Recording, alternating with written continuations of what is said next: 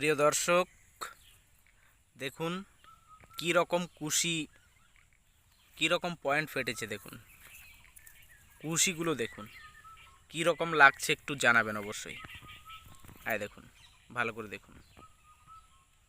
আয় দেখুন, খুব সুন্দর লাগছে দর্শক। মানে পুরো বাগানটাই এরকম এরকম ঘন, একদম পুরো ঘন কুশি ফেটেছে। এই দেখুন পুরো বাগানে, আমি দেখাচ্ছি, পুরো বাগানটা দেখাবো। দেখুন,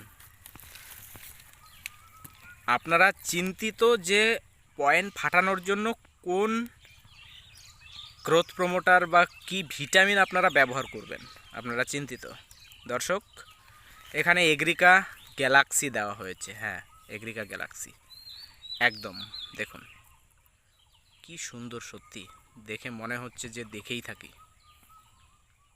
দেখুন পুরো বাগানটা দেখাচ্ছি, একটু দেখে নিন এক ঝলক।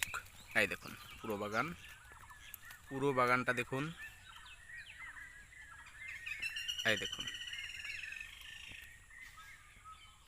এই দেখুন, এখানে দর্শক দেওয়া হয়েছে এগ্রিকা গ্যালাক্সি। হ্যাঁ, এগ্রিকা গ্যালাক্সি। এই দেখুন, এই দেখুন, এগ্রিকা গ্যালাক্সি 10 গ্রামের প্যাকেট হয়। 10 গ্রামের প্যাকেট দিয়ে 8 ট্যাঙ্কি করবেন 16 লিটারের। ভালো করে বোঝানোর চেষ্টা করছি, ভালো করে বুঝে নেবেন। এগ্রিকা গ্যালাক্সি 10 গ্রামের প্যাকেট, 10 গ্রামের প্যাকেট দিয়ে 8 ট্যাঙ্কি করবেন 16 লিটারের। এবং তার সাথে জাদু, প্রতি লিটার জলে 1 ml, অর্থাৎ 16 লিটার ট্যাঙ্কিতে 16 ml। ভালো করে বুঝে নেবেন, 16 লিটার ট্যাঙ্কিতে 16 ml জাদু এবং এগ্রিকা গ্যালাক্সি 10 গ্রামের প্যাকেট হয়। 10 গ্রামের প্যাকেট দিয়ে 8 ট্যাঙ্কি। এটা কখন স্প্রে করতে হবে, খুব গুরুত্বপূর্ণ বিষয়। আমি ঠিক যেভাবে বলবো সেইভাবে ব্যবহার করবেন। এটা পাতা মেশিন দিয়ে যদি প্লাকিং করে থাকেন, তাহলে প্লাকিংয়ের 10 দিন পর স্প্রে করতে হবে।